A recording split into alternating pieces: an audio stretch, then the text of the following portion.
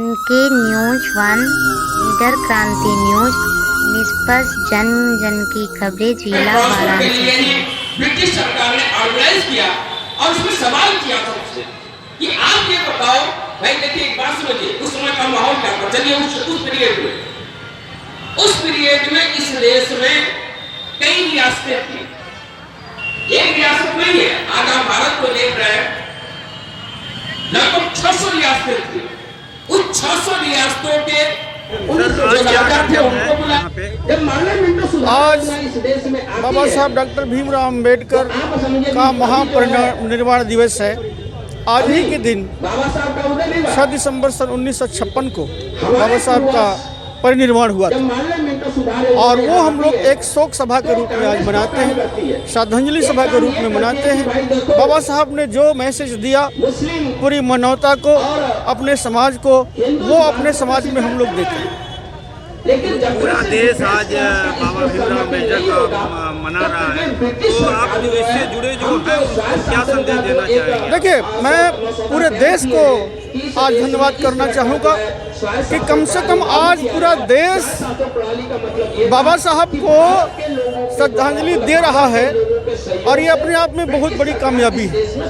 बाबा साहब को जिंदा रखा गया और आज सारे लोग, चाहे वो किसी पार्टी के हों, किसी दल के हों, किसी जो है ONGO के हो, सारे लोग उनका सम्मान कर रहे हैं और सम्मान होना चाहिए।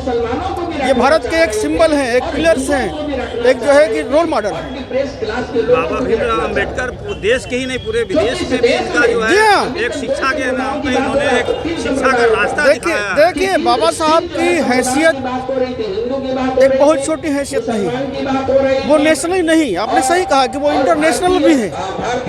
पूरा आज चाहे रूस हो, अमेरिका हो, लंदन हो, ग्रीक हो, ईसाई कंट्रीज हो, मुस्लिम कंट्रीज हो, सारे लोग उनके मुरीद हैं।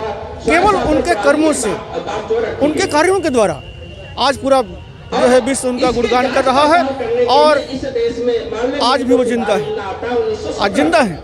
आदमी विचारों से हमेशा जिंदा रहता है।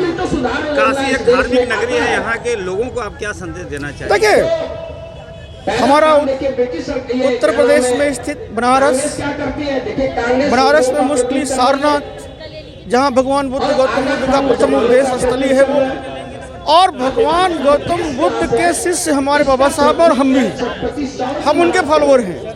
तो मैं चाहूँगा कि जैसे महात्मा गौतम बुद्ध ने पूरे देश को शांति का उपदेश दिया था, मैं भी यही कहना चाहूँगा कि पूरे देश में, काशी समेत, बनारस समेत, पूरे देश ही नहीं, अंतर्देशी में भी, विदेशों में भी ये शांति सुकून बनी रहे, जो कि आज देख रहे हैं आए दिन अशांति फैलाने की कोशिश की जा रही है। इसी पर बाबा साहब अम्बेडकर को देश का खलनायक भी कहा जाता है। मेरे साथियों, बाबा साहब अम्बेडकर ने आपको अधिकार दिलाने के लिए क्या क्या नहीं सहा।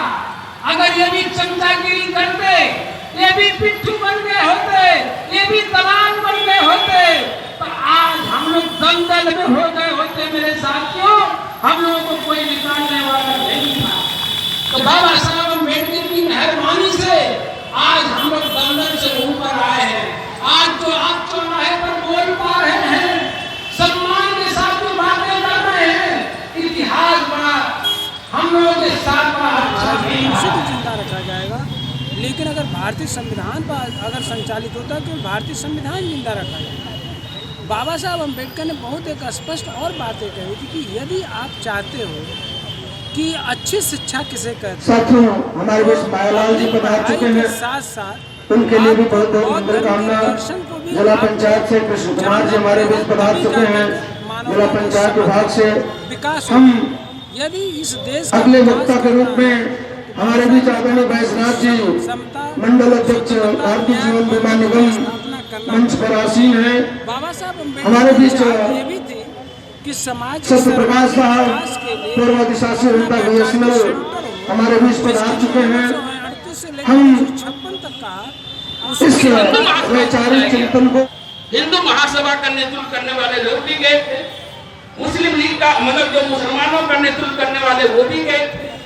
यानी देश में जितने भी राजा महाराजा थे, जितने भी जो नेतृत्व करने वाले लोग थे, सबको आमंत्रित किया गया। ब्रिटिश सरकार ने सवाल किया कि आप ये बताओ कि भाई आप क्या तो विभिन्न जाति के लोग हो, विभिन्न समुदाय के लोग हो, विभिन्न राजा मतलब कि राजा और महाराजा हो, तो बताओ शासन सत्ता किसके हाथ में दे, किसको दे? आखिर इस